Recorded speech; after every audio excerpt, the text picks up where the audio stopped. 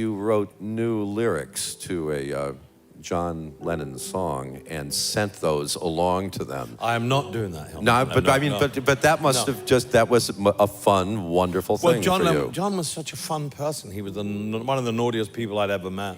And we got on like a house on fire because I'm very naughty as well.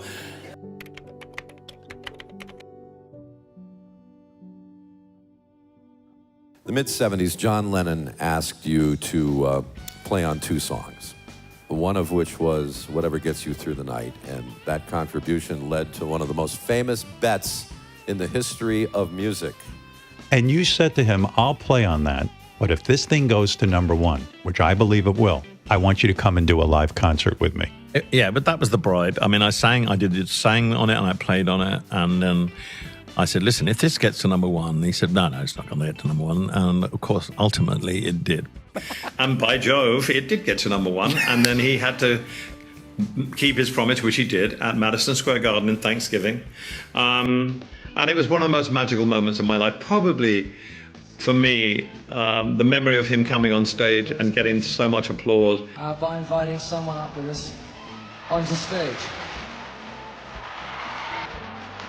And I'm sure he will be no stranger to anybody in the audience when I say it's our great privilege and your great privilege to see and hear Mr. John Lennon.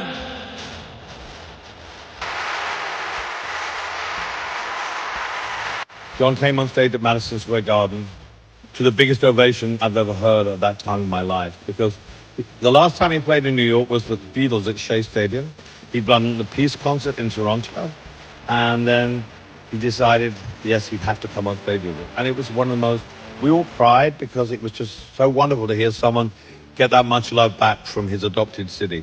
And he loved New York, he loved America. But John had really lost touch with sound systems and light shows and whatever. I never went to shows, And he was physically sick before he came on because he was so nervous. Yoko came to the show before and gave him a gardenia, which he wore. And, you know, it just was like the stars were aligned, and he came on stage, and it was wonderful. We played, I saw her standing there, Lucy in the Sky with Diamonds, and Whatever Gets You Through the Night. And we all cried when he came on. He came on to the greatest reception, the loudest roar I've ever heard in Madison Square Garden. I've been there a lot. Phenomenal. And I think it really touched him because it showed him how much New Yorkers loved him. And, you know, you get that on the street. Hi, John, how you going? But when you get in front of an audience of 20,000 people making that noise and the affirmation that we love you, John, you're a New Yorker, wow, it was pretty amazing. Emotional about your times on stage with him? Oh, well, he came on stage with us once at Madison Square Garden, and I've never seen an audience react like that or grown men cry like that. I mean, you know, you get typical hardened Scottish road managers, and every band usually has a Scottish road manager, English band anyway, and stand there just in tears. And it led to, you know, him playing Lucy in the Sky with Diamonds. It led to me being Sean, his son's godfather. It led to him rekindling his romance with Yoko. So it was a magical evening. You know, it was just a magical moment in one's life to see someone so loved getting that so much acclaim. And, you know, I had such a great time with John for 2 years. And it's one of the highlights of my life and my career. I think, actually, it might have been the last time he played live. But it was.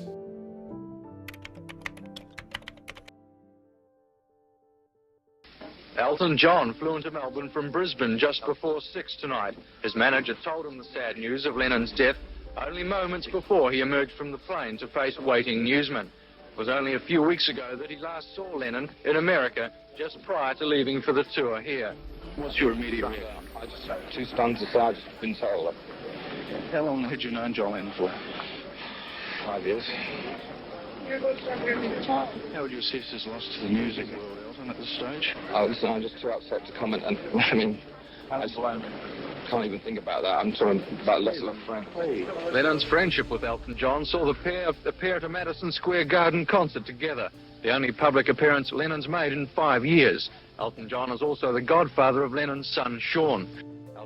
We were flying from Brisbane to Melbourne, and John Reid, my manager, was already in Melbourne. And the whole band was on the plane, and the road crew and everything. And when we got to Melbourne, they said the whole of the Elton John party must all stay on the plane. And I knew something instinctively was wrong. And whenever I go away, I always think of my grandmother, who's quite elderly, who lives at my house. And I always think, oh, God, I hope nothing's happened to her.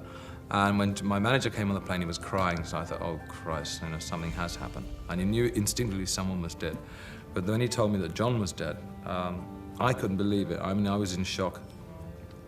I didn't show any emotion whatsoever. Everybody else had a great effect on them immediately. It didn't have an effect on me immediately. And I was rung up by all the news agencies for quotes. There's nothing one can say about his music. His music speaks for itself. My friendship with John, of all the people I've met in the entertainment business, he was the one I looked up to the most. He had, it was just I don't want to go into eulogies or anything because it's it's very private. But the biggest compliment I can pay him is that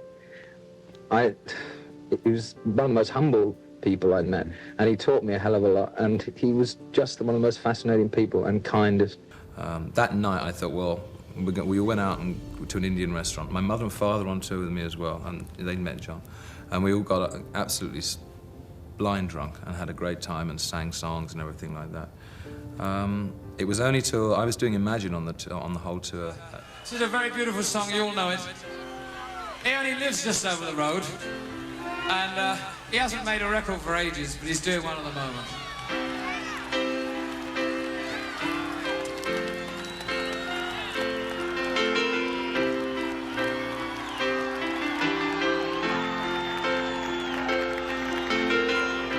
Imagine there's no heaven. Yeah, and it's only till I played Imagine 3 days later in Melbourne that it hit home. But it still doesn't hit home to me because I still don't think he's dead. I always think of him as still being alive. Which seemed silly to other people at the time. The people look back on it with fond memories because he was part of their lives, and I just think I can't see anybody having that effect on an audience. How did that whole thing, I mean, other than the personal effect it must have had on you because you were friends, but what did it make you think about your life and in terms of this whole kind of Doesn't business? change my mind at all. I mean, if you go around thinking that might happen to you, then you're going to get totally paranoid. It was just one of the most tragic things that everyone in the music business has ever been through, I think. You can't go around thinking, well, it's going to happen to me, because it's just a one-off thing. You can get knocked over by a bus. Who knows what? That's what the excitement about life is not knowing. You didn't change any. You no, didn't if someone's going to get do something like bodyguards and stuff. No, it's I can understand McCartney doing it or something like that, because there's so many crazy people who would probably think, oh, now one's gone, let's have a go at the others. Especially in this bloody country, because I come from a country where we don't have handguns and stuff like that, so it's never bothered me. You don't walk around the streets in London thinking that someone may cost you over the head or something like that, but they won't shoot you. So no, it never really bothered me that.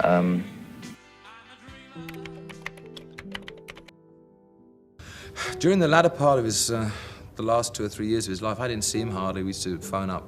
I used to phone him up maybe once in a blue moon, or he used to send me a Christmas card. But friendship doesn't, you don't have to phone each other up sometimes when you're friends. And he was a real friend, even though I didn't see him that often. We didn't really have to. Yeah, but you see, good friends don't have to call all the time, but they don't have to send letters all the time. Because you know instinctively that, And I never really told him how much I loved him. You don't, do you? People go and you think, I wish I could have said something before you went, but you never know. In those circumstances, the way he died, you can't do that. But when I first met him, I've never honestly met anybody who's influenced me so much, who I respected so much, and I cared for so much. I mean, you met John Lennon and you fell in love with the guy. He was incredible. I mean, he taught me so much. He was amazing. Now, when I talked about the newspaper column that said you were going to dedicate an album, you were shaking your head. Does that mean that was an erroneous newspaper report? Yes. Okay. Yeah. No, I'm not going to dedicate an album to John. I've already done one, so I'm not saying anymore. Talk to me about Empty Garden, if you would, the genesis of the song. Yeah. Well, when John was killed, having been close to him for a length of time, and getting to know him, and well, if you're going to write something, don't do it now, for God's sake. Let time pass. And then I suddenly thought, well, you can't write lyrics. So, you really start. I didn't tell Bernie to write anything, and Bernie came over last August or whatever to Paris with a bunch of lyrics, one of which was Empty Garden. And he didn't push it forward or anything. I just looked at it and I said, is this what I think? It's fairly obvious what it was about. And it said everything I wanted to say without being sort of too cloying and everything. And it was one of those Taupin lyrics where I thought it was so perfect for me that I just sat down and wrote the song immediately. And the song came out straight away. I just looked at the words and there was the melody coming out. And on stage, last year when we toured the States and we did a lot of open-air shows, it really went down. It was a very atmospheric number to do on stage. I'm glad people liked it, because I would have hated to have done something about John and being sincere about John, and people thought it was a bit in bad taste. So.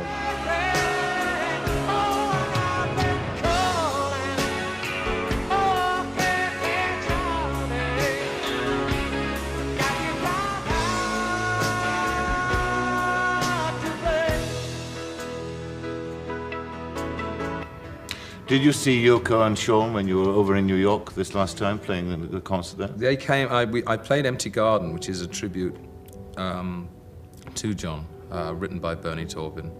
And I thought on the tour, when we get to New York, that's going to be the town where if I'm going to get emotional about anything, that's going to happen. So I didn't get emotional. I was very relieved.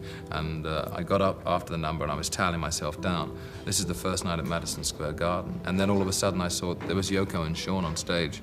And the whole place just erupted for 5-6 minutes.